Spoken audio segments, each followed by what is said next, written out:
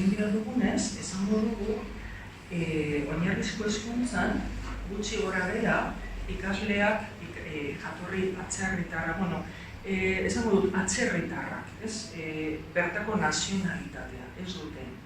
Ikasleen kopurua dela eguneko 6,6, datu hauek dira 2015 hartu ditut Euskadiko Eskola Kontseilutik, beste txosten bat berriago bat egin dute, baina datuak ez dituzte horren garbiak ematen. Orduan, hauek badakit gutxi gora bera hortik ibiliko dela. Nazionalitatea kanpotarra, nazionalitate kanportarra dutenek dira hauek. Baina kanpoan jaio direnak dira hauek, 8%, gurasoen jaiolekua kontuan hartu eta 9,9, eta pentsu jaun duela gutxi esaten zigun. Ume txikien artean, 0,5 urte daukatenen artean, 9,22 daukate guraso atzerritar bat. Hemen, orduan, nik uste dut hemen ikusten da aniztasuna geldituko dela, ez? Eta non daude ikastetxe publikoan, zuek dakizuenez, gure egoera edukatiboa, populazioaren ia erdia joaten dela ikastetxe publikoetara eta beste erdia ikastetxe pribatu kontzertatuetara. Eta, baina gero, badakigu, etorkinen distribuzioa ez dela orekatua eta ikastetxe publikoetan umeen ikasleen 9,9,6 da etorkina, ez? Eta ikastetxe kontzertatuetan 9,6. Baina horren barruan daude desberdintasunak eta kristau eskolak jasotzen ditu gehiago, ez? 5,8 dira kristau eskolan ikasleen 5,8 ikasle etorkinak, alegia ikastoletan 2,4, eta gainerako elkarteetan 2,7. Hau dira beti Euskadiko Eskola Kontseiluaren datuak. Eta, hartzen baditu ikasle etorkin guztiak, esan dezakegu 2,78 daudela sare publikoan eta 2,32 sare pribatuan. Eta behan dauzkazue zenbaki batzuk interesgarriak direnak. Badago estereotipo bat esaten duena ikasle etorkinen daudela nagusiki A ereduan, baina ez da eredua. Aspaldidanik ikasle etorkin gehienak daude D ereduan, eta batez ere D publikoan.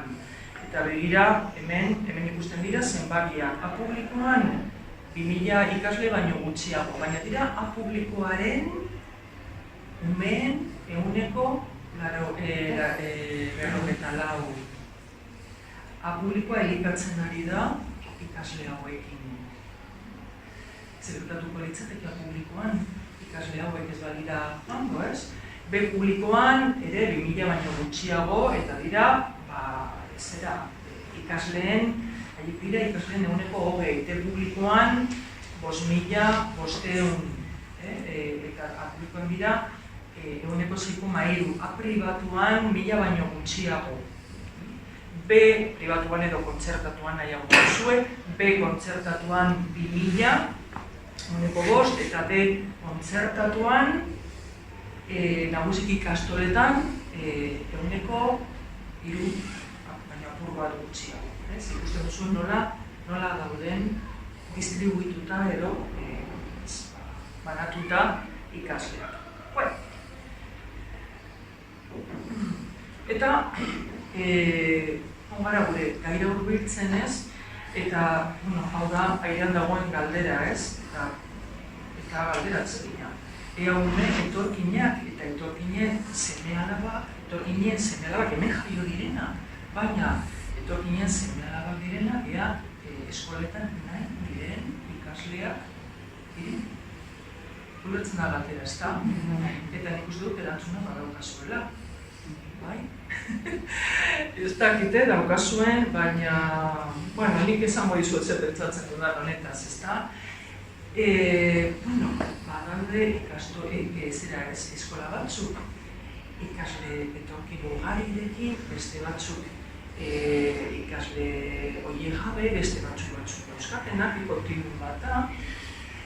Momentu honetan, ikasle hauek dauzkaten eskolak gauza batzuk ikasten ari dira, besteak ikasten ari ez direnak, ez? Eta begira zerrenda daukagu hemen. Ari ikasten hizkuntza aniztasun handiagoa kudeatzen.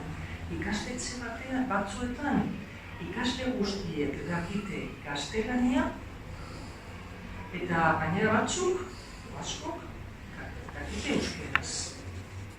Ikastetxe batzuetan egon daitezke hogeita bost hizkuntza, hizkuntza. Ez da gauza bera, errealitate bat kudeatzea edo besteak kudeatzea ondo dakigunez. Eta bigarrenak eskatzen du alegin apur bat handiagoa. Eta hori ikasi dugu egiten azken hogei urte hauetan. Hori hauek etzen pentsatzen, ezen identifikatzen ere. Kultura aniztasun handiagoa argi dago. Erlijioak aipatu ditugu, baina badakigu ez dela gauza bera Extremaduratik ikasle bat jasotzea edo Bonikostratik, ezta? Alderdi kulturari dagokienez. Hau oso potentea da, klaro, eta oso present izan dugu errenta basuko familien seme-alabak direla. Ez dira klase ertainekoak, orokorrean dira, langile klasikoak, eta horrek ondorioak dauzka. Haien bizitzan eta eskolari begira, bai, kuota, ordaindu behar da, zer gertatuko da, hemen ezta, eta beste gastu batzuk, eta honek zipristintzen du ikasleen bizitza osoa, eta gero sartu gaitezkako bat gehiago, eta azaltzen du egin handi batean, zergatik ikastetxe batzuetan ez diren erakarri nahi ditugun ikasleak. Eskolatze egoera anitzak beste arrazoi bat. Eta esango dizuet dakizuena. Ume gehiago elitzen direla ikasturtea zita dagoela, guztia hemen daukagun panorama,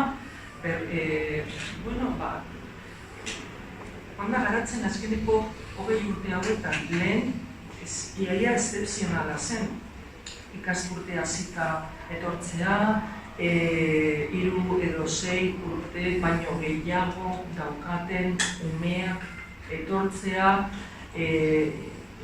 ume batzuk inoiz eskolatu ez direnak, edo modu prekarioan eskolatu direnak, edo ikasi dutena desberdina da, eta noski azkena oso potentea ez, dira mugikortasun handia daukaten familiak eta umeak. Eta eskola batzuetan ez dakite zer den talde batekin hastea 3 urteko gelan eta horrekin bukatzea 6. mailan edo deberatzen edo batxilergoan. Eskola batzuetan oraindik gertatzen da hori. Talde hori egonkorra da eta ikasle guztiak hasten dira 3 urteko gelan eta bukatzen dute elkarrekin. Baina eskola batzuetan ez dakite oso urrun daude horretatik. Dira mugikortasun handia daukaten dela. Eta etortzen dire edozen momentutan ikasleak eta joaten dire edozen momentutan pobren mugikortasuna dela. Bueno, hau batzuk ari dira hau kudeatzen, ari dira ikasten hau kudeatzen. Eta ez da makala hau kudeatzea. Honek erabiten dio ikastetxe baten autolakuntza osoari, ez da. Ekitatea eta kalitatearen arteko oreka, ekitatea bihurtzen da hemen gakoa, ez da. Ez horren beste eszelentzia oso garrantzitsua da noski, baina denei aukera berberak ematea bihurtzen da erronka potente bat. Eta hemen dauden beste alderdi batzuk, orain aipatuko ez ditugunak, ez.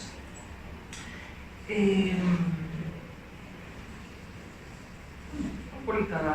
Estereotipoa gainditzen, horrelako hezkuntza komunitatean hitzetan da gai potoloa, ez? Elkarbizitza eta estereotipoa gainditzen. Irakasleok ditugunak, familiek dituztenak, ikasleek garatzen dituztenak, ezta? Beste leku batzuetan homogeneotasunak ez du eskatzen lan presentzial hau, hitz egin dezakegu aniztasunaren inguruan, baina ez presente dagoelako. Eta begira zer esango dizuela, eskola batzuk ari dira hau egiten eta hau kudeatzen ikasten. Esango benuke eskola hauek okerragoak direla hau guztia egiten ez dutenak baino. Esango benuke ez dakizuan gizarteak zer pentsatzen dugu honetaz. Baietz, hau guztia egiten duten eskolak okerragoak direla besteak baino, homogeneotasunarekin lan egiten duten eskolak baino. Begira zezaten ari naizen, begira zela egin behar duten, ze erronka soziala, linguistikoa, kulturala, eta eskola horiek daude estigmatizatuta gure herrian. Bueno, esaten ari naizena, eta denok dakiguna, baina nik dut esan behar dela. Esan behar dela. Formulatu behar dela gertatzen ari zaiguna. Zer estela, beste diagnostiko egiten dugun, eta honi ze irtera bilatzen diogun, itzegin behar dugunetaz. Oso atsegina ez den arren, ez dugutaz, herri moduan ez dugutaz oso hitz egiten, nire ustez. Bakuma dezer osoan naiz baietz. Barkatuko dira zuen, eta karinoz esango dutena, baina, bueno, gero edozein momentutan debatitu dezakegu, eta ez bazaudete ados, eta dana da, hemen esango duna guztia da, eztabaida garria. Bueno,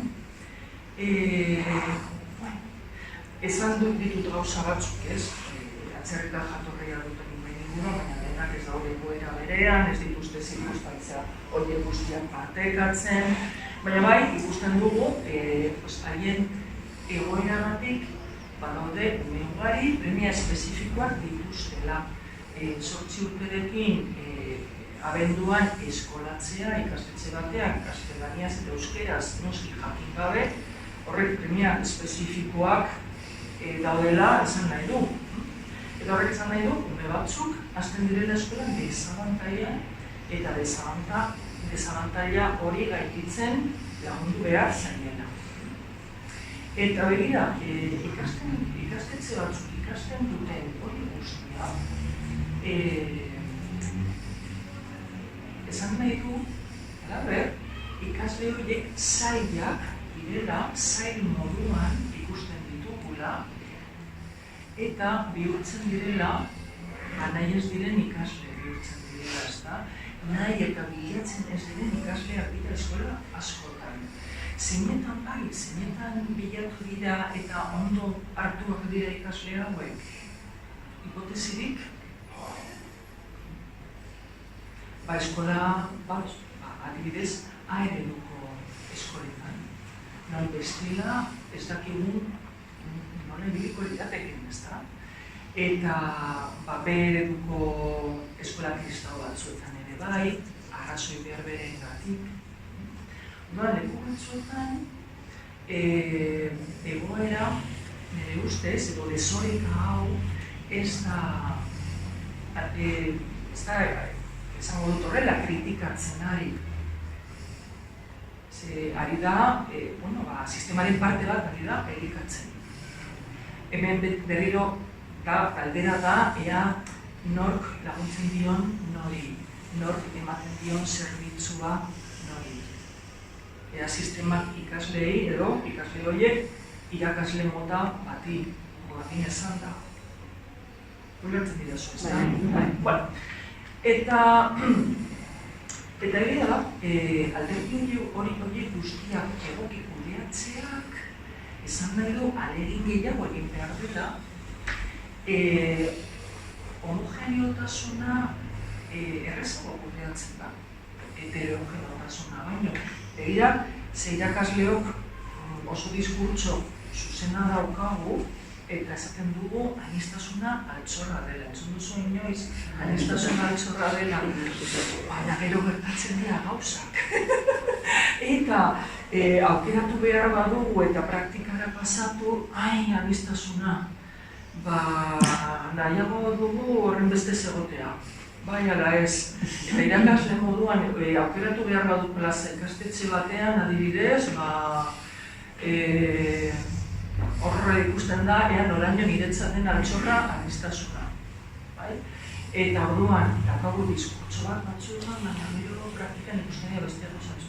Baina izan ere, ikasle hauek lan gehiago ematen dute. Premia espezifikoak dituzten, denbora baterako labur, luze, ikasleek ematen dute lan gehiago, noski. Eta orduan, eta ikastetxearen alderdi humaniko lan jartzen dute. Eta emaitzak berdian ikusten dira, baina ez bera gurrean. Eta orduan etortzen dire ebaluazio diagnostikoa egitera. Eta egin behar dute baita ere, duela bidurte etorri diren ikasle batzuk. Eta zer gertatzen da hori ebaluazio diagnostikoarekin, ez dela oso itxuro oso gelditzen. Eta gero ezin diegu, ezin dira zailkapenak egin, baina ikastetxeotan esaten dugu, ez dugu gure osoan ateratzen zaigu ebaluazio diagnostikoa. Hemen maila sekulakoa da ikastetxeetan. Eta horrek esan nahi du ikasle batzuk ez direla desiragarriak.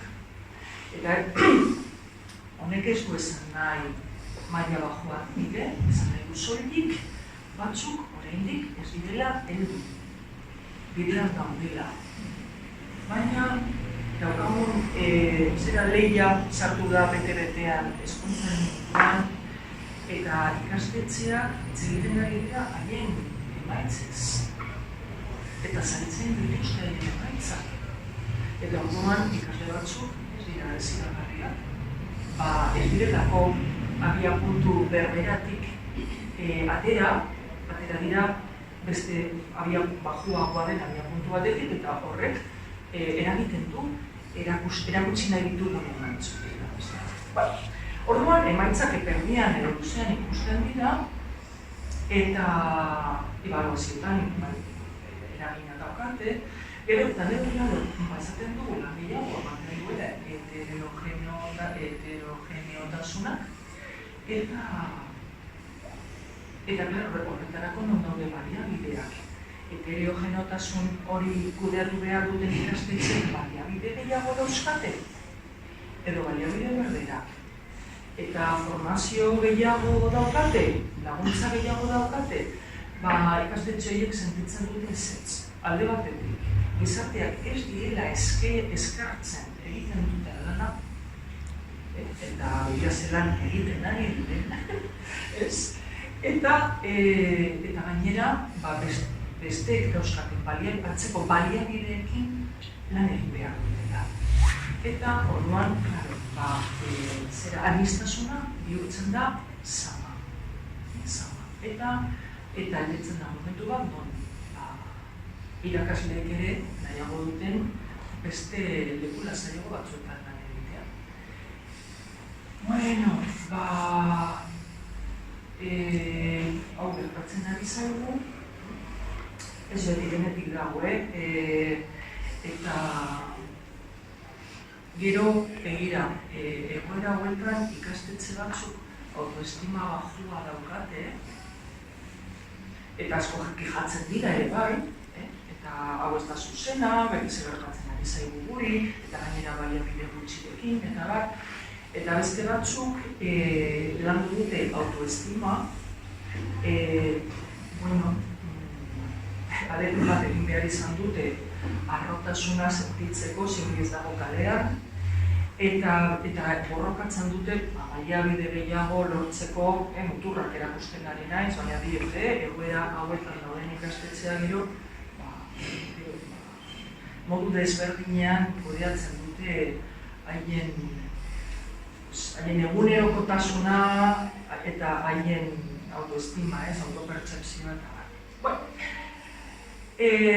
Gizartearen begira da, ez da,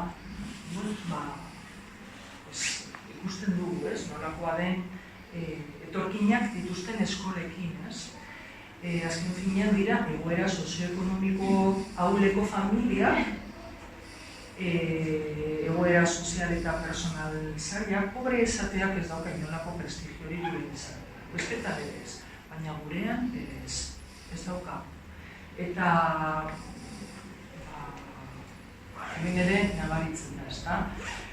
Nahi bat duzu xenofobia alde batetik, baina baita ere elitismoa, baita ere klasismoa, baita ere aporofobia, pobreekiko mespidantza edo disgustoa, eta estereotipoak begira, aipatu dizuet ikustegiko barometroa, ikuspegi da euskal, emigrazio behatokia, eta gaur jaso dut barometroa eta galdetzen zaio jendeari lehenengo aldiz, ea Euskadiko gizartea mesfidatia den musulmanekin. Eta badakizu ez ezaten duen jendeak, baietz oso mesfidatia garela. 0-tik 10 ze konfidantza daukagu musulmanekin, eta erantzuna da 0-tik 10 2,5. Baina ikasle musulmanak ditugu, eta ez gutxi. Eta ditugu alaber familia musulmana. Eta gero jendeari galdetzen zaio. Zeintzuk dira zure gustokoak eta zeintzuk ez horren beste. Eta badakizue, irudikatu dezakezue, zeintzuk gustatzen zaizkigun gehiago eta zeintzuk gutxiago. Gutxien gustatzen zaizkiguna dira Marokoarrak, Algeriakoak, Magrebtarrak.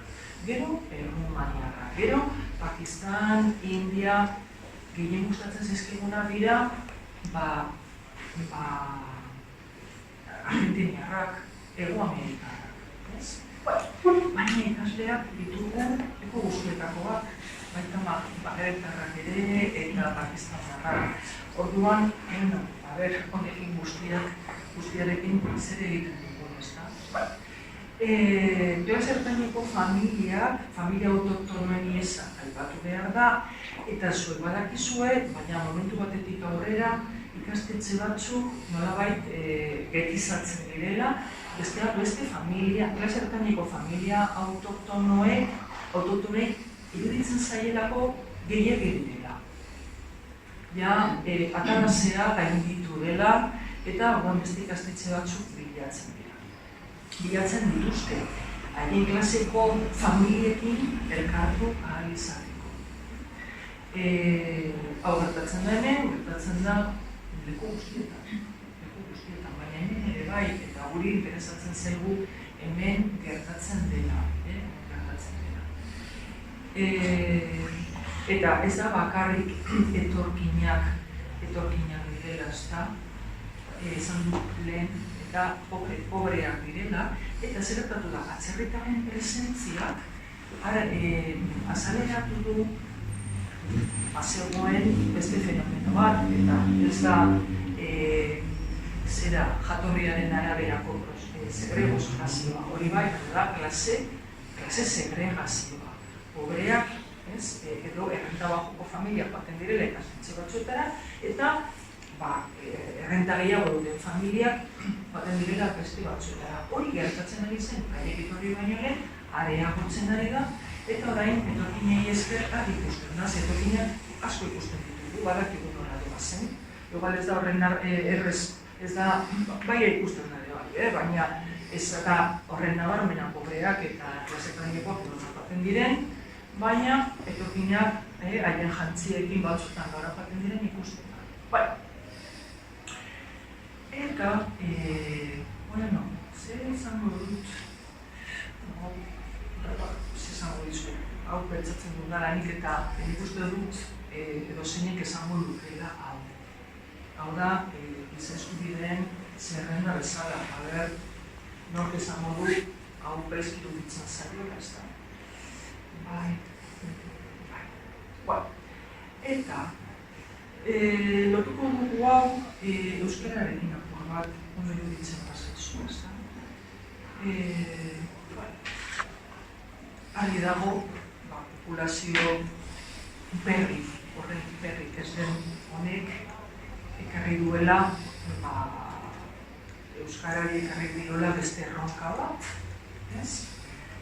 Eta klaro, hemen dago galdera, bigarrenarekin lotuta, ez?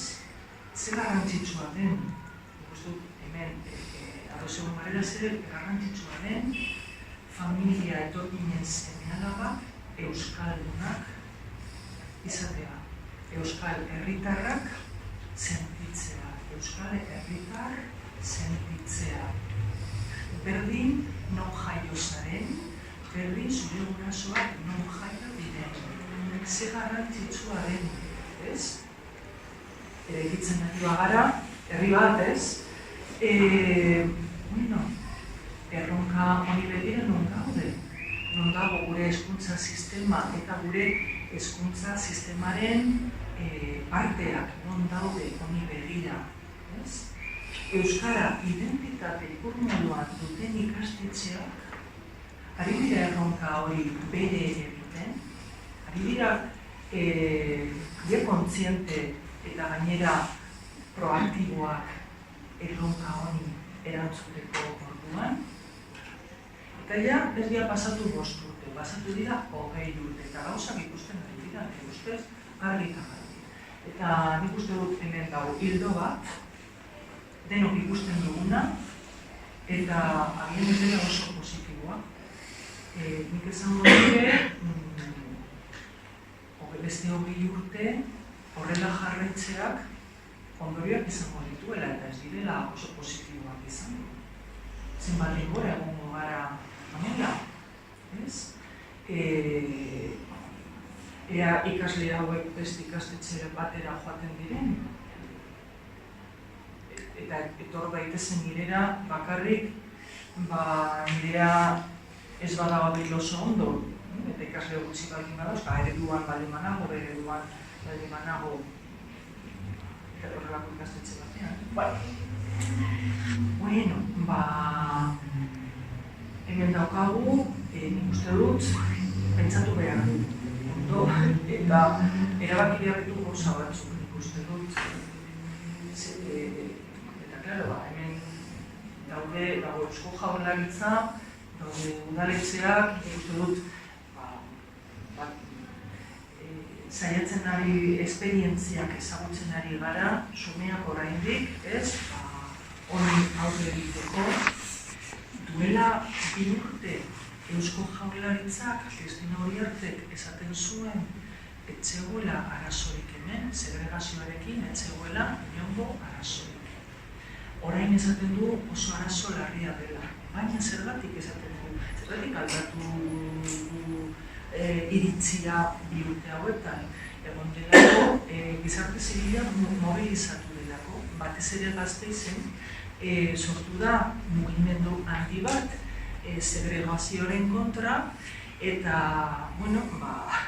izan da nahiko deserosoa, gauza asko egin ditu, eta orduan azkenean ikusi behar izan dute Eusko Jaurlaritzan.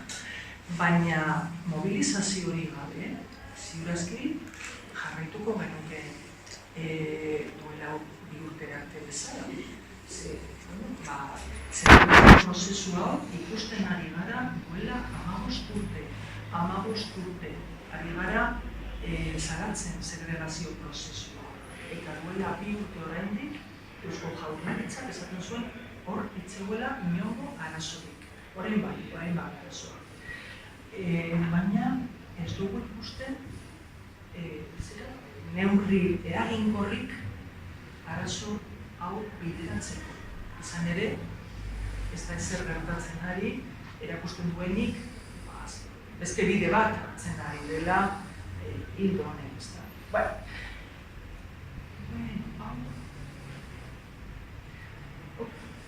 Ekarriko dut hau egira. Hau honetaz itzen du apur bat, arnaz guneak, eta hau izango da bat zirikatzailea. Beste guztu bezala.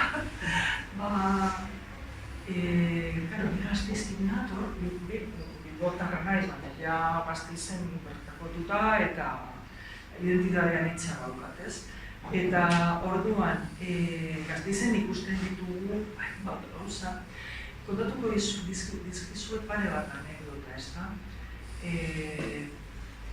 Ikastetxe bat, non publikoa, non naturala dagoen, naturala ezagutuko duzue agian ikastetxe gutxik mantentzen dute, baina dira gela batzuk non, adibidez, ikastetxeak 2 lerro edo 3 lerro bat badauzka, alegia maila bakoitzean 2 gela edo 3 gela, haietako bat edo izan daiteke, etxetik euskaldunak direnentzat.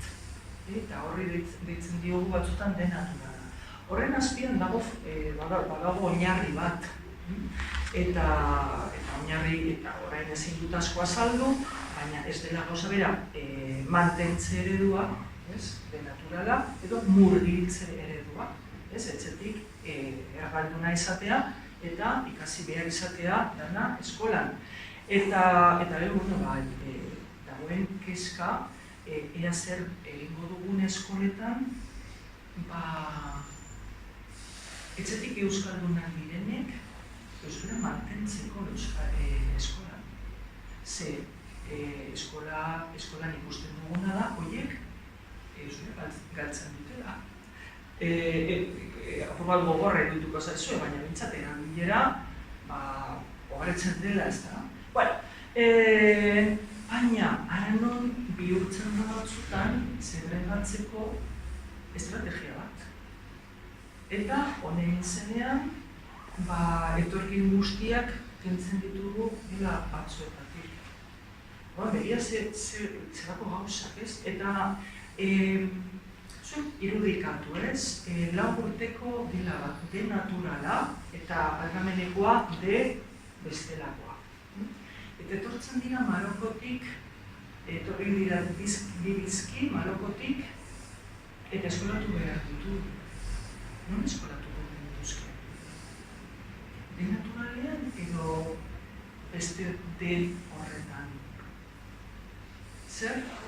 Betetzen zuen, eskola horretan, zer esango dute gurasoek, denaturaleko gurasoek, bestean, eta hori gertatu da, hori gertatzen da. Baina ondo pentsatuta, non eskolatu behar ditugu horiek. Denaturalean, zergatik, horiek ikasiko dute dira. Eta ez da dugulako arriskurik, gelan, gaztelanian alde eragiteko. Baina, esaten dugunean, ez denaturaleko gelako gurasoek esaten dutenean, ez, hemen ez dira etxetik euskalduna. Zer gertatzen ari da hor benetan? Orduan, hau ikusten dugu batzutan, ez, eta orduan, zerari gara pentsatzen eta funtzean zer dago, ez?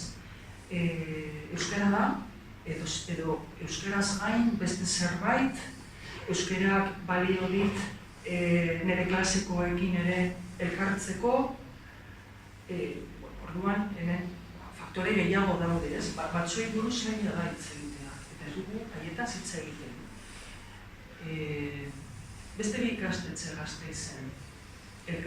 Daude, elkarren ondoan, paretakon partekatzen dute, eta patioa ere bai. Eta jantoki ere bai, baina bat B eredua, bestera A eredua. Irudikatu dezakezunez, populazio oso desberdina da, eta A eredukoan etorkinak, eta errenta bateko familiak, hijito batzuk, eta erabaki dute, ez elkartzea umeak patioan, ez jantokian, D ereduko umeen euskara zendu behar da. Baina ez dakizuen zer gertatzen den Gasteizen. Ume horiek ez dute euskaraz hitz egiten, D ereduko ume horiek dutela hitz egiten, ez patioan ez jantokian. Gauzak diren bezala, nahiko genuke, baina ez da gertatzen, ez den gertatzen duela, 15 urte ez da gertatzen gaur, zoritxarrez. Orduan, Bueno, begira zer diren gauzak, ez? B ereduko ikastetxea sartu da kontzentrazio prozesu batean. Hori gertatzen ari da Gasteizen orain. B ereduko ikastetxe batzuk, zenbakiak nahiko orekatuta zeuden, ikusi da nola beko mailetan hasi dira familia atzerritarrak matrikulatzen eta familia autoktonoak ihes egiten. Eta orduan, bost ikastetxe momentu honetan Gasteizen getoak izan ez direnak eta momentu honetan sartu direnak konzentrazio prozesu batean. Eta prozesu horiek ez daukate bueltarik. Hemen Euskal Herrian dago ikastetxe bakar bat non eman zaion buelta. Bakarra ezagutzen dugu. Behin hasita kontzentrazioa ez dakigu ondo nola itzultzea orekara. Nola itzuli orekara, ez da? Eta, bueno, esperimentuak daude, hemen ikasi nahi dugu, beste zeo zer ondo ateratzen den, baina ikastetxe horiek kezkatuta daude, ja estigma daukate, eta... Orduan, nik uste dut hemen daukagula zera bat ez, hausnarketa bat. Beste aldetik, ikusten ari garena da, beste estrategia bat oso positiboa dena, ezta?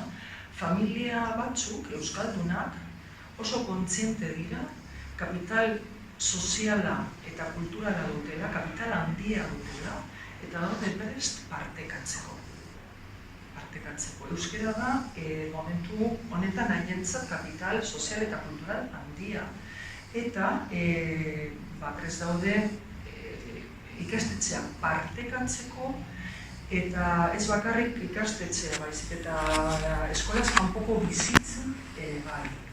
Extraeskolarrak, aisialdiaren parte bat, eta honek esan nahi du familia batzuk partekatzen dutela euskera, etxetik euskaldunak ez diren batzuekin. Eta hau ere ikusten ari gara. Orduan, hau interesgarria da. Ze begira, gure artean ez da gertatzen esatea, nik ez dut nahi nire umeak atzerritarren seme alabekin nahaztea. Hori ez da esatea. Nire ez da hori. Izan ere, batzuk esaten dugu, umeak parkean kontatzen dira Marokoaren seme-alabekin, miliondo erutzeitan urtekan ere bai. Nik uste dut, estilo horretakoa garela gehienok. Hori da mainstream, hori da arrunta, hori da bestea da salbuespena esatea. Baina, eskola partekatzea beste zerbait. Eskola partekatzea. Gure umeen etorkizuna, gure umeen emaitza akademikoak kaltetuta ikusiko dira, eta nor gonbidatu beharko dut nire alabaren urte betetzera. Edo, orduan, gero, ja eskola partekatzea, hor jartzen ditugu gure seinalabak jokuan, gizartearen eraikuntzari begira. Eta ez da gizarteak, eskolak nire seinalabei egiten dira zerbitzua. Ez da nire seinalabek hezkuntza sistemari eta gizarteari egiten dira zerbitzua. Horrela esango dut, horren argi eta horren borobe ez, horren gordin. Zestela garitu dana dela izan behar da, gure umearen zerbitzu eta aizu jarriko du gure umea gizartearen zerbitzura. Jarriko du, edo hori ez da tartean zaten, hori ez da jokoan zaten. Zer esan nahi du, nire umea jartzea,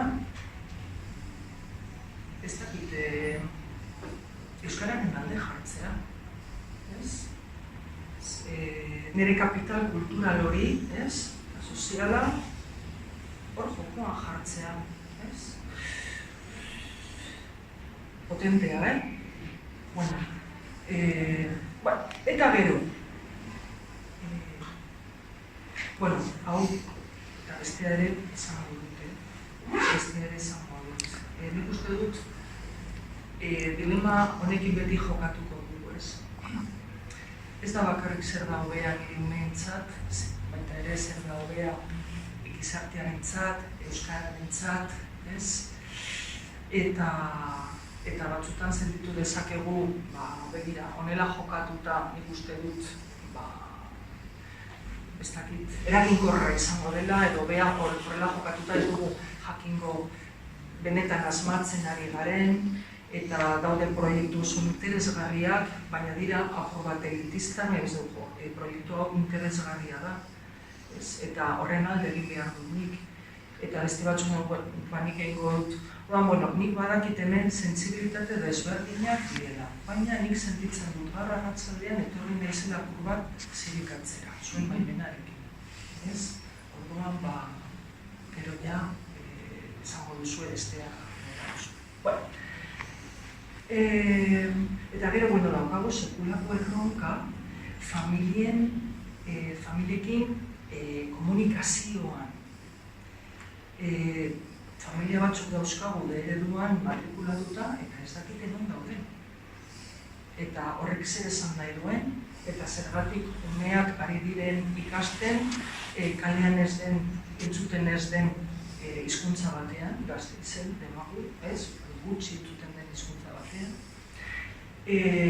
Hemen ez dago argi nork azaldu behar dien familiei honek nola funtzionatzen duen familia autoktonoentzat zer den garrantzitsua eta zergatik aukeratzen ari diren gauza batzuk eta ez beste batzuk, zergatik klase ertaineko familia autoktonoek ez duten aukeratzen A eredua eta oso gutxik aukeratzen dute B eredua, hori guztia familiei nork azaltzen diez.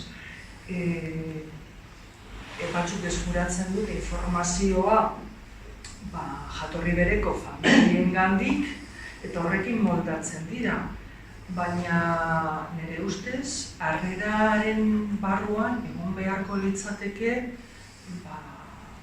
alderdia, ondo azaltzea hemen zer dagoen jokoan eta sistema ondo ulertzen dutenak non dauden. Eta gure artean, zer esan nahi duen euskara ikasteak, eta horrek ze aukera emango dien baina seme-alabei, eta naiz eta hizkuntza gutxitua izan, euskaraz ikasteak ez diela ekarriko beste minorizazio bat, hemen minorizatuta daude,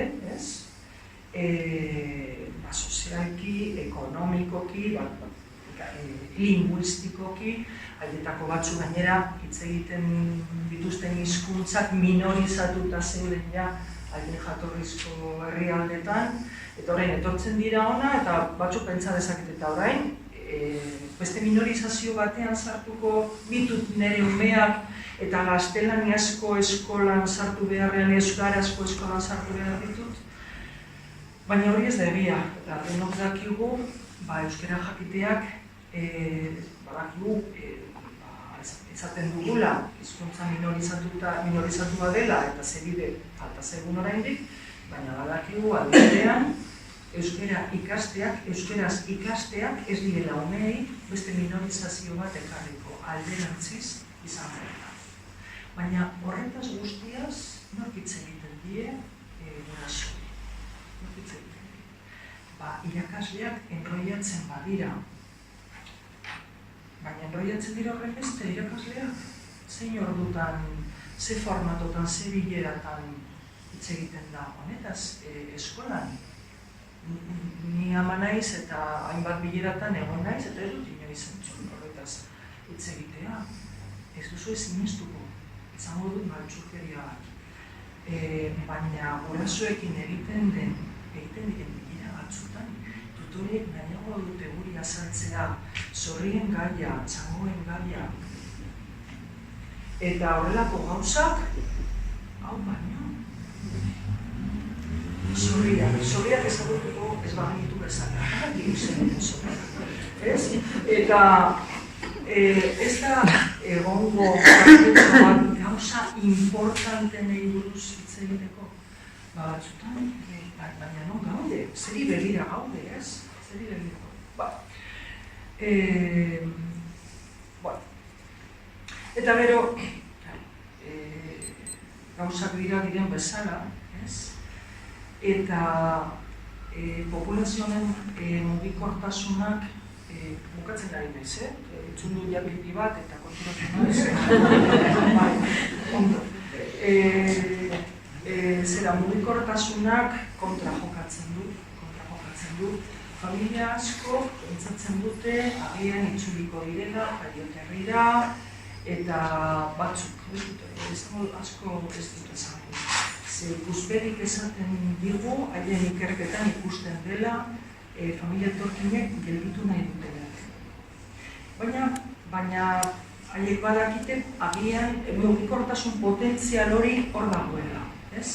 Eta orduan horrek kontra jokatzen du, baina zirazki gizarte moduan gure mezua izan behar da eskolatuneak euskeraz.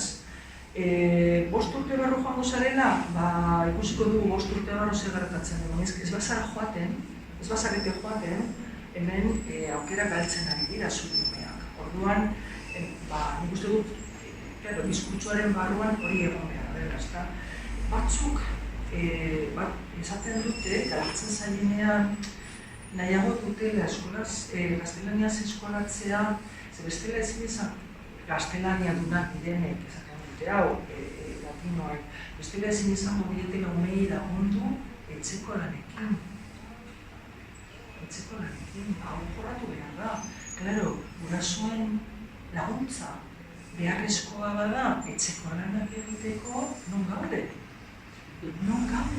Ez bakarrik hauekin baizik eta ikasketak dituzten amak edo aitak ez dituztenekin. Ikasketak denbora gogoa, une batzuk ez dituzte guraso horiek. Eta eskolak, etxeko lanak eskatzen baditu. Non beharrezkoak diren horrelako gurasoak, orduan gaizki goaz hemen eta euskarari begira. Batzuk benetan arrazoiz esango dutenik umeari lagundu ahal izateko gaztelaniazko eskolak ezartu behar dut, ezta? Batzuk uste dute, zera jakintza soziolinguistikoa nork dauka. Zuek daukazue, hemen zaudetenok, ez? Euskaldun gehienok gara bat soziolinguistak, ez? Baina bestela ez horren beste. Eta guraso batzuk, batez ere latinoamerikarrak ez direnak, batzuk uste dute euskarazko eskolan umeek ez dutela gaztelania ikasiko. Oso ideia intuitiboa da, baina horretaz hitz egin behar da. Eta azaldu behar zaie hori ez dela horrela herrialde honetan, ez dela horrela. Hemen gaztelaniaz ikasiko dutela. Oso presente dagoelako leku guztietan. Baina batzu pentsatzen dute, nola sartuko dut, hemen niretzat garrantzitsuena da gaztelania ikasle nire umeak, ez. Bueno, gazten adina ere da beste faktore potente bat, zehatinarekin datozen umeak, eta ez da gauza bera, 6 urterekin etortzea, edo 3, edo 8, edo 14, ez? Eta batzutan errealistak izan behar gara, eta kontuan izan da non dauden ume horiek edo gazte horiek, haien espektatibak zentzu diren, eta haien ikasteko gogoa, eta batzutan euskara ez da haientzat aukera bat. Orduan, hau guztia dago tartean, eta ondorioak ez ditut esango, igual denon artean izango ditugu, baina beste gai bat, ekarriko dut eta horrekin bukatuko dut. Ea,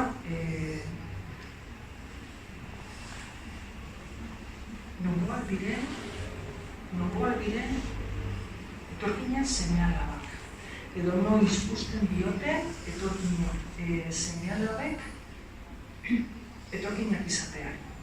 zer gertatu behar den horretara. Noiz bihurtzen dira bertako.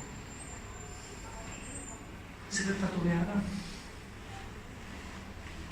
Noiz hartzen ditugu ikasle horiek bertako. Gertatzen da hori noiz, agian ez da gertatzen. Jarriko dizuet elkarrizketa bat nik entzun dudana nire osoan. Mago bat etorri zen gaztetxera eta zeuden umeak ez eta eskatu zuen laguntzaile bat eskatu zuen. Eta era non Rashid igozen taulara. Hau guztia gertatu zen euskeraz. Kaixo, nola duzu izena, Rashid? Eta nongoa zara, Gasteizkoa. Ez, baina zu nongoa zara, Gasteizkoa. Baina zure gurasoak nongoa dira, Algeriakoak. Eta non Algerian, ez dakit.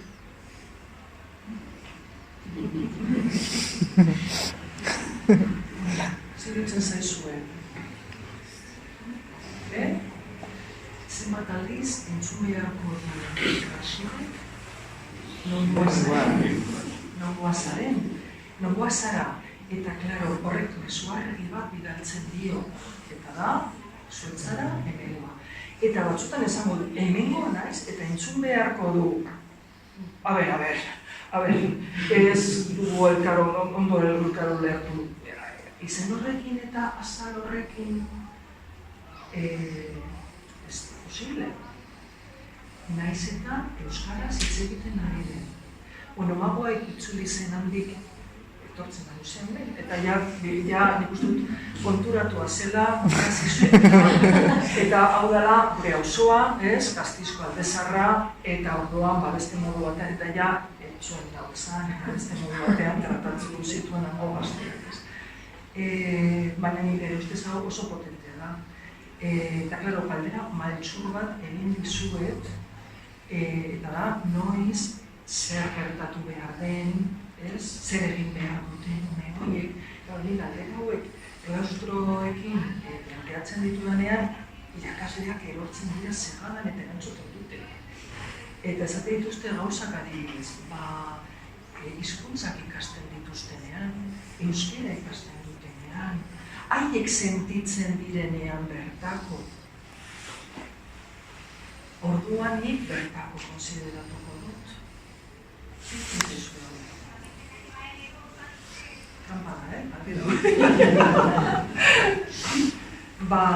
Aizuet, besteekin horrela jokatzen dugu, guraso autoktonoak dituztenekin horrela jokatzen dugu, eta bertakotasuna aitortzen diogu baldintza batzuk edo egoera batzuk betetzen badira.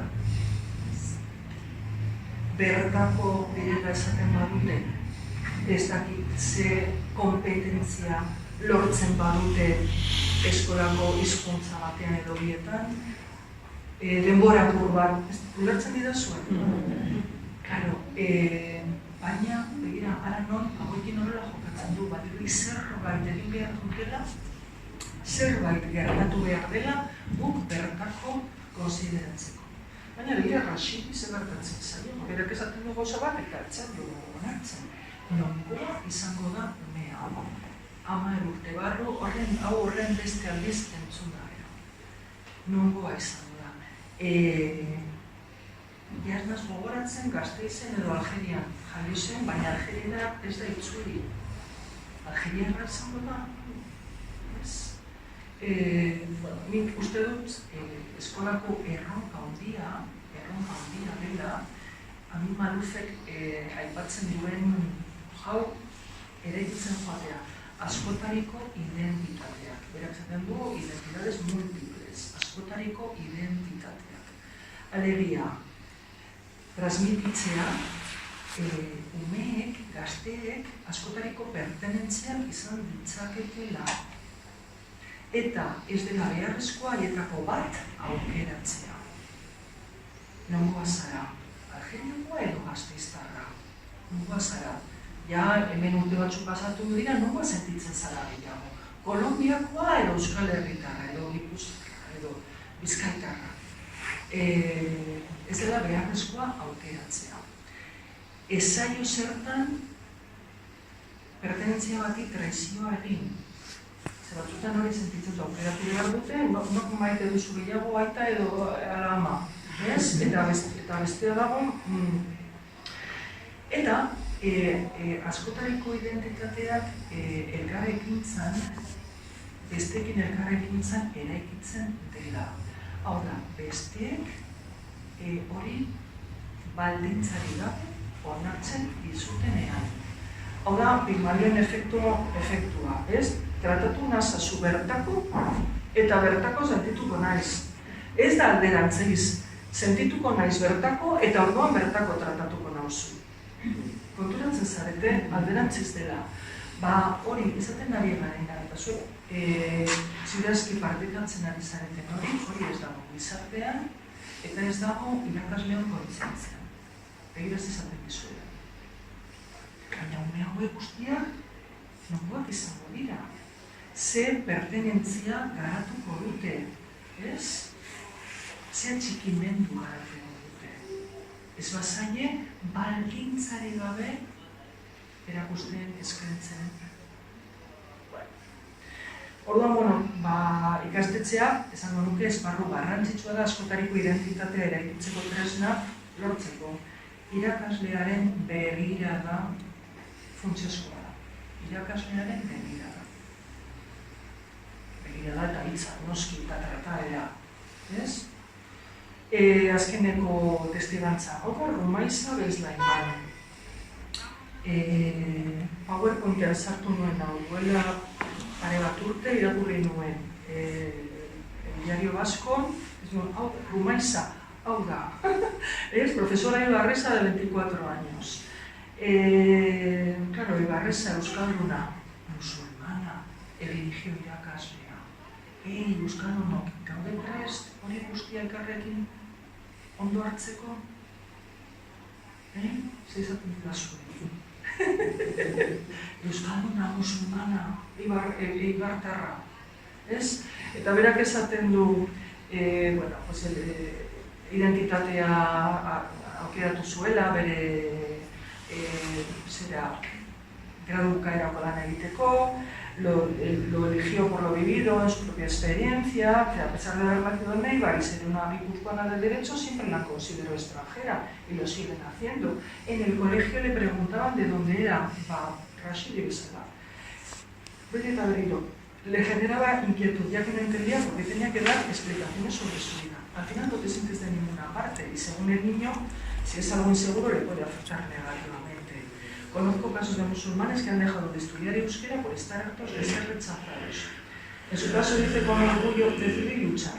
Se sacó el ego, hizo la carrera en euskera, un idioma que tiene tan asumido que incluso durante la conversación le sale algún otro badakizu o bai, no les atendrá.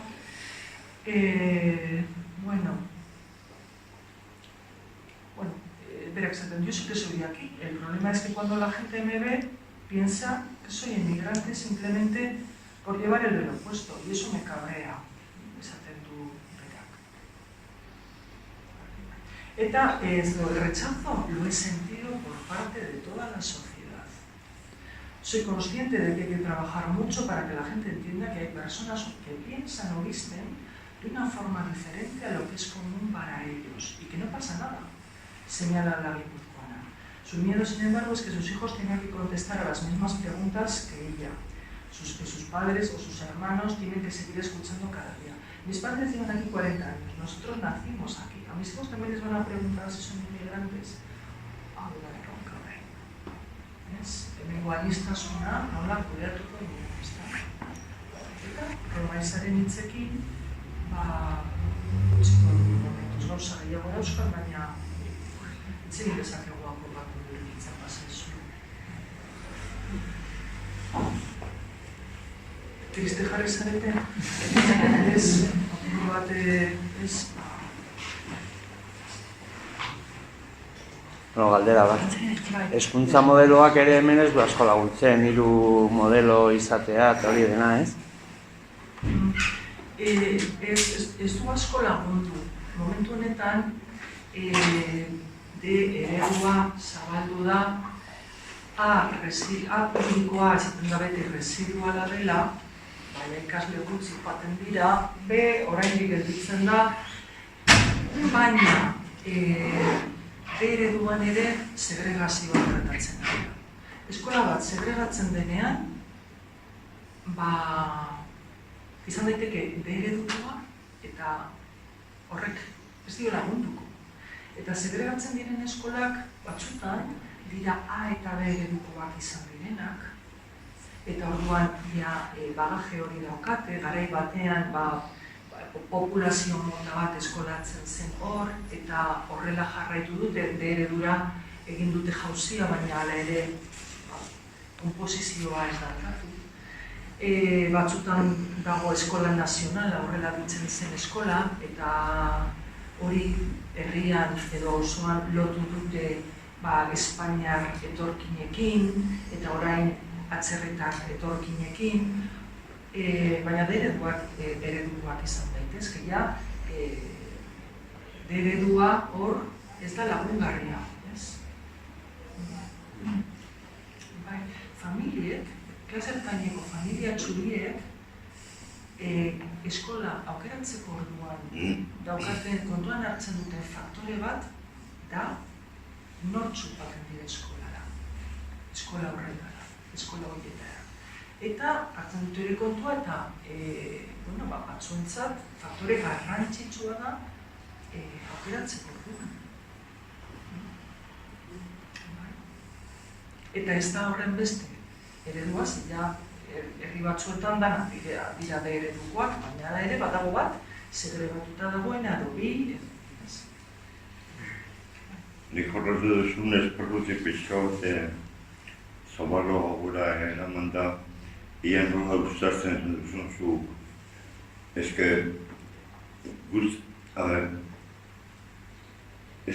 ni euskalduna naiz ez euskera bizi nahi dut. Eta ni nire herrian diskriminatuta sentitzen naiz. Eta nik zuten hortik egoza asko da duzela. Ez dakit, baina pixka bat nola lotuko zenuken zu gehiago horretu duzu hezkuntza mailatik eta baina bota dizut elebiduna garen da. Eta esaten duzunean jende erdalduna, esaten duzu erdalduna autoktonoak edo atzerritar erdaldunak edo... Begira, berdin zait, baserri bateko baldin bada eta gaztelera mutxase aritzen bada. Neri hori bostazola. Begira, nik gai politatera duzu ez. Nik uste dut gure arazo nagusia ez direla etorkin erdaldunak, baizik eta autoktono erdaldunak. Besteak beste askoz gehiago direlako. Autoktono elebakarrak dira askoz gehiago. Diote, ikusten duzu populazioa, etorkinen populazio da ehuneko, esango dugu, borobiltzeko ehuneko 10. Demago, horiek guztiek ez dakitela euskeraz, baina zenbat dira autoktono elebakarrak hemen, ez dira ehuneko 10, dira ehuneko zer, 50, 60, ehuneko 60. Hor dago, hori da genuen arazoa eta hori da daukagun arazoa, arazo nagusia, nire ustez. Orduan, gertatzen ari zaigu gauza bat, eta da, atzerritarrak oso ikusgarriak dira, eta badirudi euskararen arazoa haiekin lotzen dugula, baina guk bagenuen arazo hori eta badaukagu haiek gabe ere izango genuke. Eta pentsatzen dut gertatzen ari zaiguna eta da guk badakigu etorkin helduek ez dutela euskaraz ikasten. Ez dira ikasten ari, salbuespenak daude, herri batzuk non bizitzeko oso beharrezkoa den eta batzuko ikasten dute, baina bestela, salbuespenak dira ganoraz euskeraz ikasten dutenak, ez? Baina hori da, gure gizartearen isla bat, ez? Gure gizartearen isla da, ez dutela behar hemen bizitzeko eta egiten ari dira autoktono askok egiten dutena, autoktono gehienek esan behar dut, ez? Etorri diren, etorkin horiek egiten dute hemen autoktono gehienek egiten dutenak. Eta da, gaztelaniaz bizitzea, baina ez gara gehiago ez dugu. Zuek ere badakizue, euskaldun batzuk gaztelaniaz bizi direla. Hemen ere bai, pentsatzen du, nire fakultatean. Nire fakultatea euskalduna da arnazgune bat esango genuk, ez da? Bueno, kale neurketak dira. Neurtzen denean euskararen erabilera ikusten dugu nola joaten den jaisten. Urtetik urtera, zer gertatzen ari garen? Euskaldunak ari dira gaztelaniaz bizitzen nire fakultatean.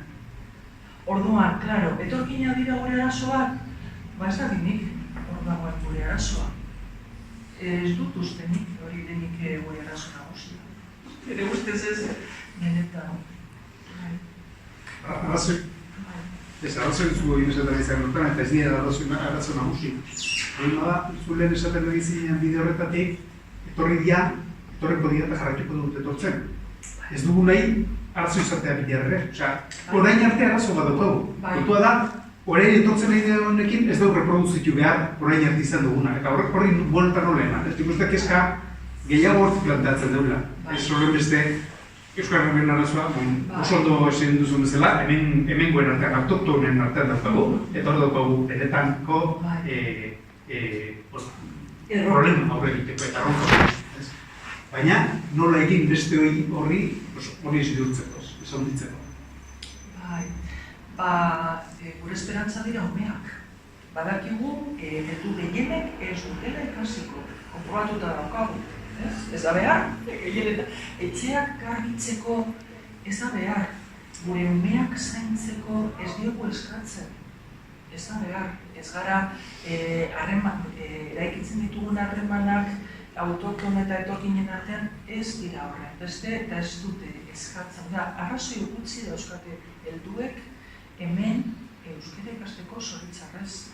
Gure esperantza dira umeak, haien umeak, euskarazko eskolara joango direla, euskalduko direla, euskal herritar sentituko direla, besteak beste.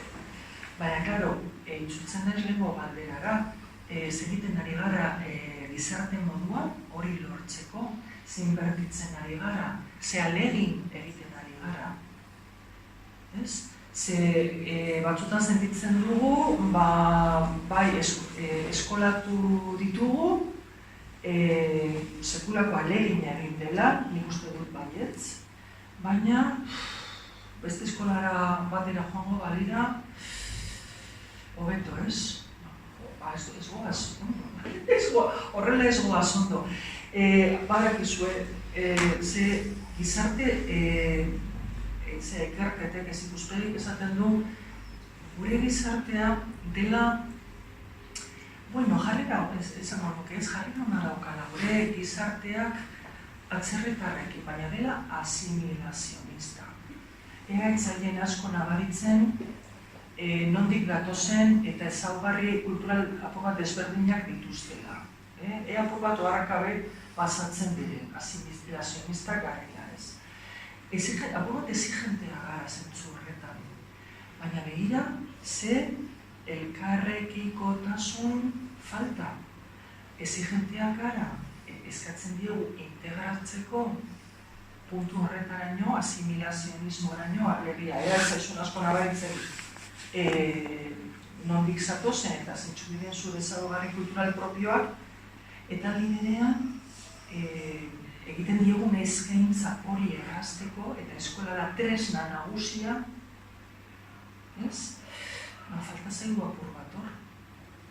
Osea, nahi dugu nolabait, oharkabe pasatzea gu bezalakoak izatea, baina eskola ez du haiekin partekatu nahi, jorin. Ez dakit, orduan hor, ez dugu klak egiten. Ez. Ni Tolosatik nator, ikastolako guraso naiz eta kezkaritza batzordean. Eta ikastolan gaur gusto hankako arazoa, azkenean geoni bihurtzen nahi gara pixkat geto, ez? Eta, bueno, zuentzutea da, limoia erakia bezala. Garratza da, baina gero badakigu purifikantea da, edo garbitzen dula, edo ideiak argitzen dizkigula, ez? Kontua da, azken urteetan egiten ari gana hausnarketa da, nola erakarriko ditugu ikastolara zeka, esan dezu, 20 urte daramatzago pixkat beste arazo batzuri begira ikastolen kasuan, eta erakarri nahi ditugu gurera, zer kasua hori da, ez matrikula faltagatik, zer da oraintxe topetara gaude, baina epez kanpo datozenak hezkuntzak ez dizkigu guri bideratzen dizkiguten gutxiak dira DBH-koak eta pixkat are zailagoak direnak, eta egia da, lanketa egiten hasita, ez dakigu urratsak norantza eman ere. Alde batetik, herriko beste ikastetxeekin ere nahi dugu lanketa bat egin, baina pixkat itxu gaude. Bai, ulertzen dut. Eta askotan egozten zaigu, eta nik uste arrazoi puntu bat ere izan dutela, egozten zaigu baztertzaleak gehala. Eta, esan edo ikastolok, edo ikastolako guraso askok sentitu izan duguna da, ostras, baina realitatea da, oso ehuneko apalak ditugula gure kasuan, ez? Nola erakarri ze, ez dia zenbakiak pertsonak dira, eta etorri den ume horren izeba osabak lehenago etorri badia, bere lehenguzuekin eta unparen badira batera, gero area bideratzen dituzte. Askotan ez dakite gure ikastola existitzen den, eta ez dakigu nola ireki, nola hasi bidetxurra egiten den. Bai, ulertzen dut esaten duzuna, begira. Eta ulertzen dugu ikastolaren gaur egun daukan puntu beltzetako bat, edo konpondu beharrekoa, edo behintzat hausnarketa bat eskatzen diguna eta pauso batzuk eman behar gara. Bai, nik uste du baietz. Nik uste du momentu honetan etorkinik gabeko ikastetxeak sentitzen direla momentu honetan deseroso. Hor zehozer agertzen delako eta kritikatuak izaten ari direlako, ezta? Eta ez bakarrik ikastolak, nik uste du kristau eskolan ere ikusten ditugu batzutan muturrak. Kasu honetan, Tolosako kasuan, kristau eskolak latino asko jasotzen ditu, jatorrizko herrietan kristau edo religio ikastetxe duten prestizioagatik, ez hori. Arazoak kasu honetan Tolosan zehazki, arazoak gutu du. Bai. Eta, bueno, begira, nik uste dut urte askotan igual honekin ez da nola esan, ez gara oso erne ibili. Eta, adibidez, eta legea ez da mondo bete. Badago lege bat esaten duena geletan utzi behar direla bi leku etorri berriak jasotzeko.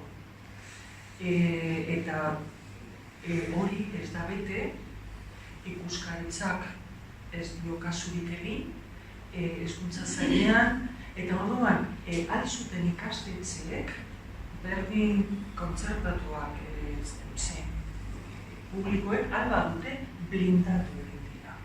Hartu dituzte ikasle horiek eta posible apur bat gehiago urtean zehar etorri behar ziren umeak eskolara ez etortzeko.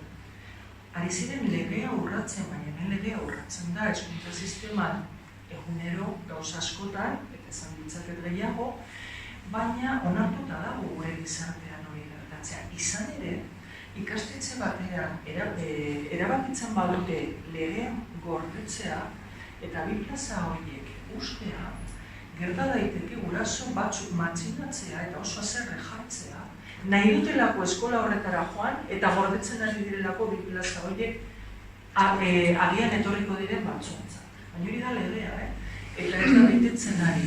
Eta duelak, gauzak nola jartzen ari zen, Kristina Uriarte, duela urtetapiko, bidali zuen zirkular bat ikastetxetara esaten, gorde mesedez, gorde behar dira bi plaza horiek. Egiten ari da, zaintzen ari da, uste dugu ezetz. Orain, horrelako zerbait egin alda da, egin daiteke bakarrik, beko kurtsoetan, ez, 2 urteko gelan, 3 urteko gelan. Ze besteak ikastetxe batzuetan daude ja, itxita, beteta. Horren aburuz, eterasun koletila hori uneko 10 gehiago onartzen ditugu, 25 uneko 10.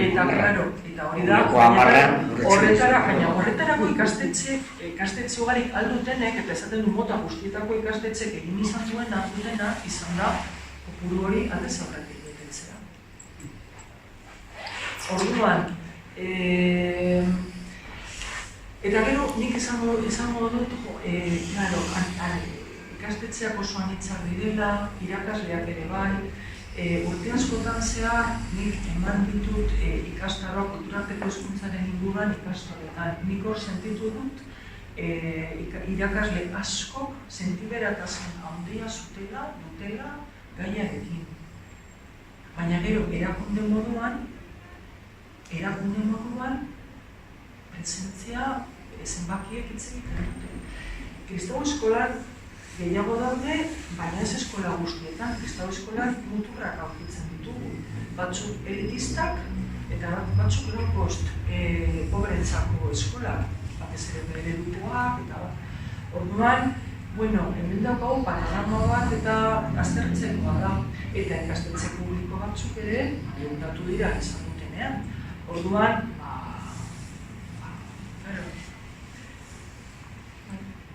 eta zer egin daiteke, erakartzeko, begira, horretaz ez dakit asko eta gehiago ikasi nahi nuke, ze alegin hau ez da oso ohikoa. Orduan, gaude ikastola batzuk nahi horrekin, baina erdiko mezketako arduradunak initzen ditea, edo Senegaldar euskaldun batekin hitz egitea, edo gabiltza, ez dut oso paso txikitan, eta, aber nun baitetik zerbait ateratzen da.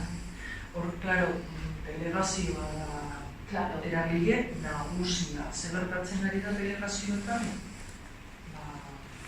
Oso gauza potenteak ikusi ditugu, ezagutzen dut eskola bat, non urte bakar batean, gila bakar batean, 9 ume etorri berri eskolatu ziren. Gila bakar batean. Eta eskolak zen duen, ez da posible, hau ez da ona.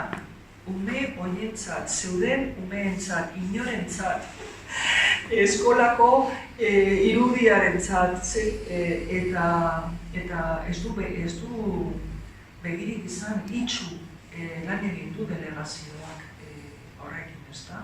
Orduan, hor, nik uste dut presioa egiten jarraitu behar dela. Eta adibidez, ikastetxe horretan presioa zen, ez bidali gehiago gela horretara.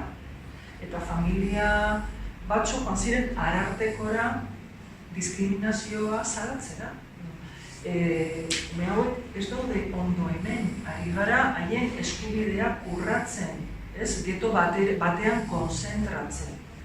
Eta, presionatzea izan da beti hezkuntza sailarekin egin den estrategia bat, orain arte emaitza ez oso potentearekin, eskasarekin. Baina posible da zuek ere presionatzea eta baina gero, klaro, da plaza horiek gordetzea. Ez baditugu gordetzen, ez dago lekuri benetan, klaro. Eta hori ikusten da erakundearen nolabait borontatea, ez da? Zuke hitz egin nahi zenuen. Eta eronik.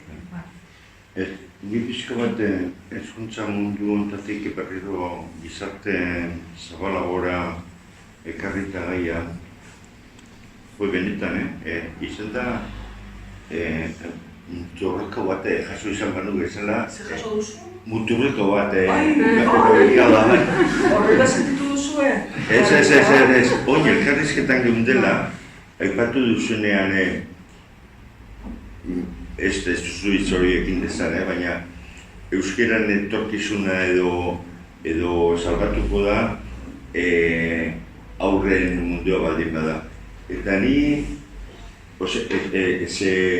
dauden hemen euskaldun, baina erdaldun erderaz egiten dutenak eta nik uste dut ez dakit ondo ulertu dizudan, baina enago horrela ulertu baizut ez nago adoz, uste dut lan handia egin behar dela euskalduntze mailan eta alfabetatze mailan. Ze, horiekin lan egiten ez badugu, aurrekin egindako lan guztia, nire ustetan aski diluituta geratuko da. Osea, dira esparru asko, nire ustetan baita ere oso garrantzitsua da lan diluituta.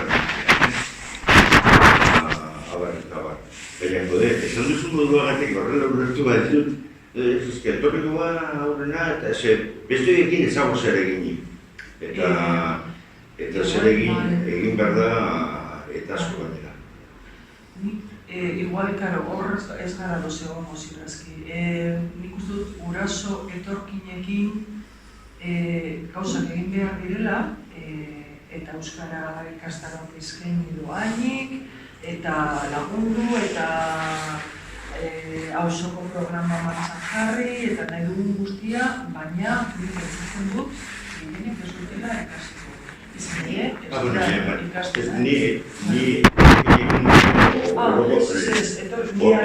Orotararen ginen. Eta besteak ere ez dira ikasten ari. Ze mundutan bizi garen.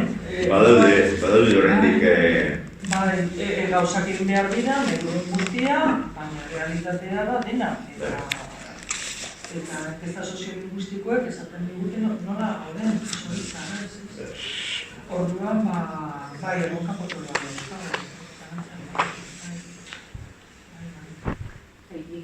Galdetu nahi igual, ari, zubire baita, zuei etorkinak hartzeak eraliko duke bertako guraso batzuk kopurik gabe egitzen dira zuen ikastolan bai, eraliko duke, bai. Eta hausnarketa hori egitezue batuan, eta bada osasun bat. Guk matrikula betetzen ditugu, urtero gertatzen zaigu 25 gehi 2 horren arazoa. Eta, klaro, guk ikasle horiak direla, edo anai-arrebak ikastolan dituztela, guk hartzen ditugu, topetara dauzkagu. Gehi 2 horiek kontutan edukita. Azkeneko matrikulatan, esan nahi zut, 106 tope, edo 108. Ezin ditugu gehiago hartu berez, baina beti koletila horrekin edo asumitzen dugu, etortzen bazaigu azaroan, abenduan, martxoan, ikasle bat guk hartuko dugu. Hartuko dugu, izango beha, 29, baina hartuko dugu. Hori onartuta dago? Errantietan aitzen atean? Guk artezkaritzan onartuta daukagu. Zuetik onartuta daukagu. Guk onartuta daukagu, eta de hecho, noiz edo noiz gertatu izan zaigu, baina oso gutxitan. Igual, punto zeroa da, hori, jendeak kanpoan utzi beharra. Hor sortzen dira, leheko baldin badaukazu eta portzentaje txikitan baldin bada, eta hori dana oso asunigarria da, esan nahi detola. Baldin bada, beste portzentaje batzutan, eta zure eskola hautatu duen tartako bat utzi behar bezula, hor sortzen dira baita arazoak. Eta horrekin kontua da, guk nahi duguna da matrikula epea irekitakoan bertan bizi diren familiek jatorria dena dela ere konsidera dezaten aukera bat da ikastola. Baina zuen ikastolak irizpide batzuk ditu lehentasunez hartzeko aurre. Hau da, bertako ikaslea izatea edo darrako izateak aurreago jartzen ditu. Bueno, baina renta bajugo izateak ere lehentasuna du, gure kasuan nahi ere. Horregatik ez da apuntatzen baldin bada lehenago, kontua da, apuntatu nahi izan behar dutela.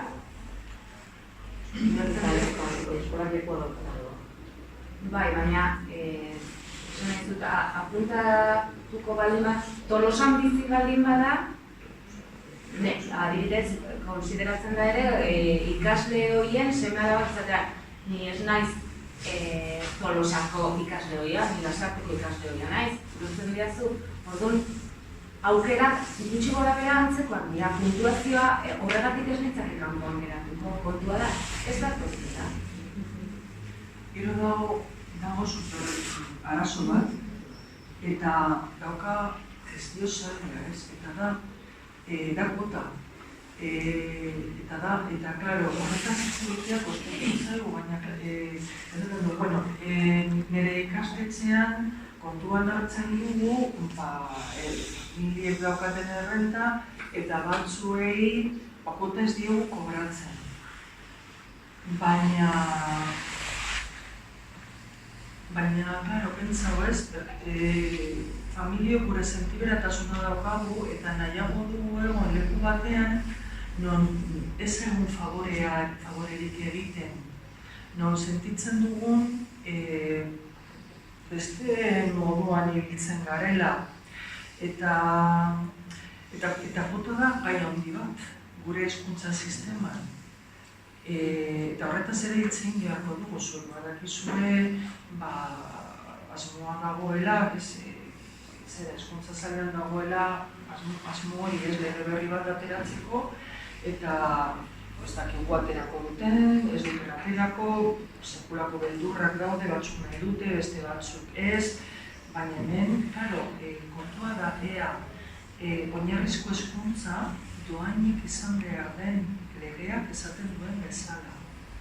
Legeak hori ere esaten du. Eta ez da betetzen ari, ez da dohainik. Eta hori gertatzen ari da denon begien aurrean ez dela dohainik. Eta ikuskariek ere ikusten dute eta hemen ez da ezer gertatzen ari. Cifuentesen Madrilen, 100 salaketa egon ziren ikastetxe kontzertatuen kontra kotak kobratzeagatik. Gero ez da zer gertatu, jakin dut duela gutxi egunkarean irakurri dut ez dela, baina salaketak egon dira, alegia, hemen kobratzen ari dira kotak daude ikastetxeen webguneetan, agerian daude, eta ez dira extraeskolarrengatik batzutan dira, hezkuntza zerbitzuak dohainik izan behar den hezkuntzagatik. Nik uste dut naturalizatu ditugula gauza batzuk, hemen ere bai, naturalak ez direnak, denon artean eraiki ditugula. Eta da, ikastetxe batzuetan kobratzen dira ikasteagatik. Begiaz esaten ari zen. Hau esaten ari naizen da oso gordina da. Noizbait itzen behar dugunetaz lege berri bat etorriko bada. Eta, klaro, kobratzen bat ikastetxe batean ari gara zailkapen ekonomiko bat jartzen. Batzuei esan aldiegu, zuek ez duzue, ja, baina, eta batzu zen jo eskertzen dut, nik hemen egon nahi dut eta ez balidazue kobratzen, beka moduan konsideratuko dut, eskerrik asko. Baina beste batzuk, nahiago dut egon, leku baten, ez den ordaindu behar, ez den ordaindu behar. Orduan, hemen dago elementu hori eta oso potentea da, ez?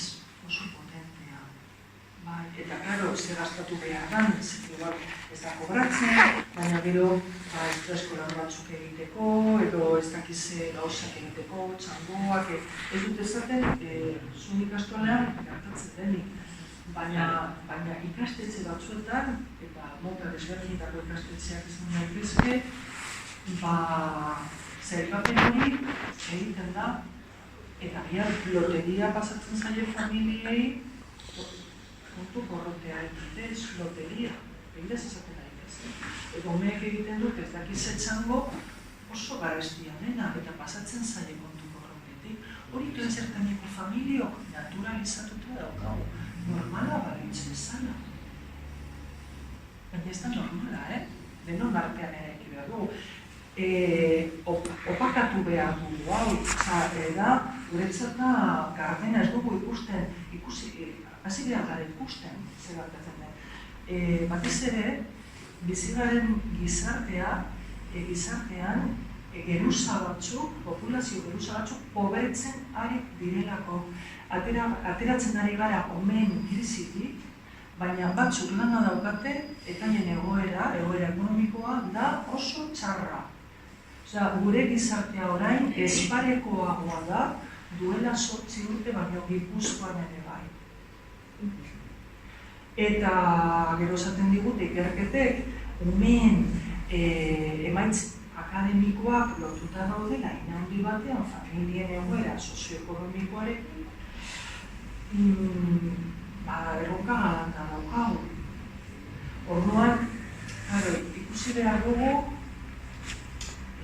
gure eskolak nolakoak diren eta horrek ze ondorioak dituen, ez? Eta sufrituko dugu apur bat pentsatzen nik, ze batzuten dugu eta zer egingo dugu orain honekin, ez? Zer tenbide daukagu ez da errez. Ez da errez.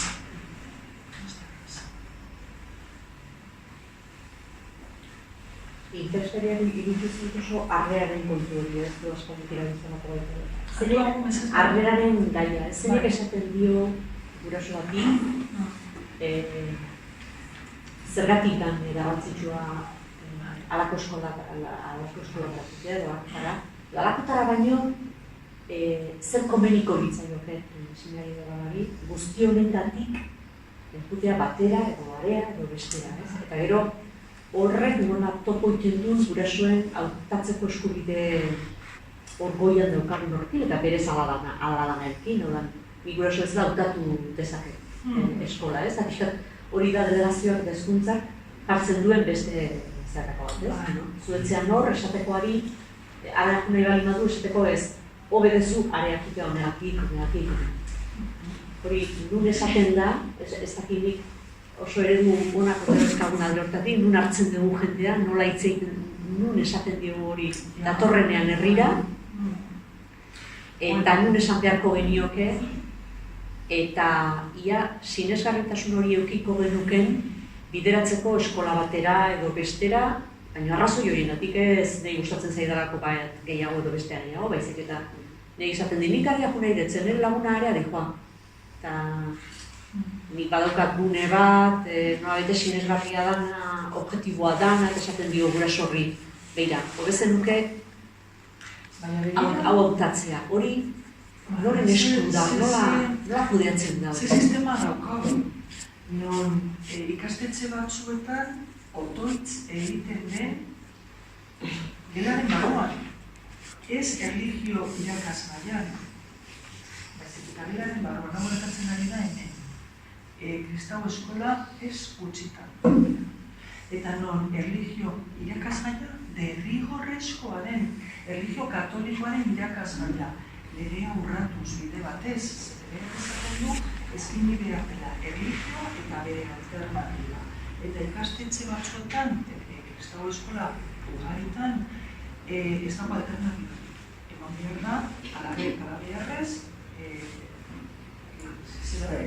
Kristaua.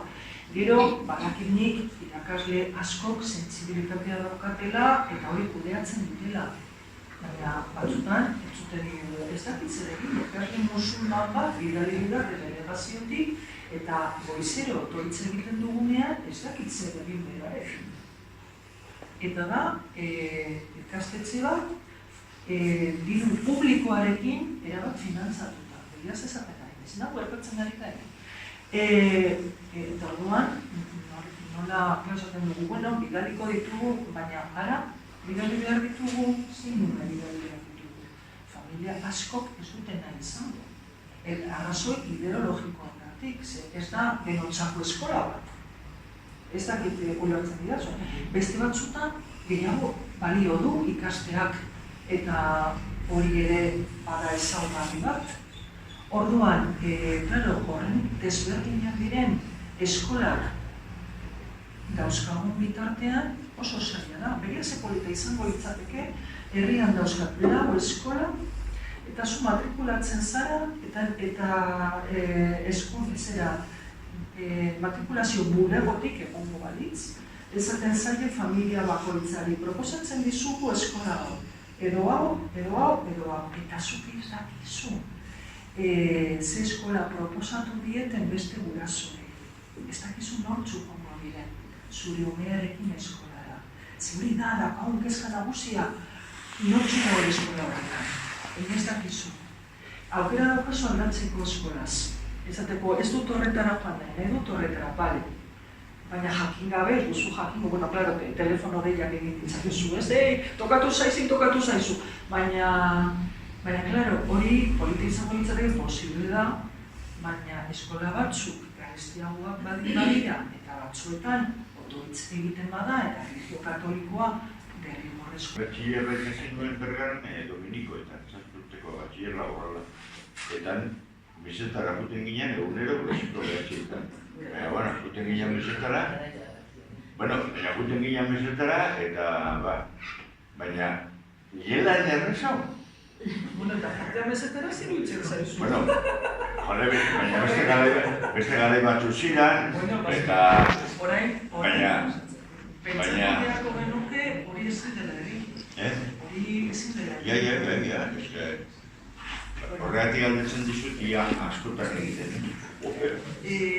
Erlijio irakasgaia, derrigorrezkoa dela eta ezaguela alternatibari, hori oso lokorra da. Eta otoitz egiten dela ez dakitzen bat, baina dudarak ikastetxe batzuetan ala. Baina, aizue jendeari normale dutzen zailo, aukeratu baduzu horrelako ikastetxe bat, claro, ez baina ez da normala.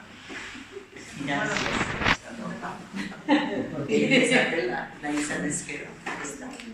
Bueno, beste norbait galderaren bat, badu? Ondo daritzuzu, eta ondo daritzuzu bukatutzat joko dugu. Izango gauza, bai? Markatu. Markatu zu, eta eskerrik asko ekarpenengatik, zuri esker beste leku batzuetara heldu gara, eta bai sentitzen dut apur bat, bueno, ez dakit nola esan, sufrimendu apur bat sentitzen dut. Baina, bueno... Naiz etorriko zera, Joder, sufritu el descargo. Baina, bueno, zin behar dugu apur bat, zer oso diren gaien, ikusten dut. Hori oso importantea da.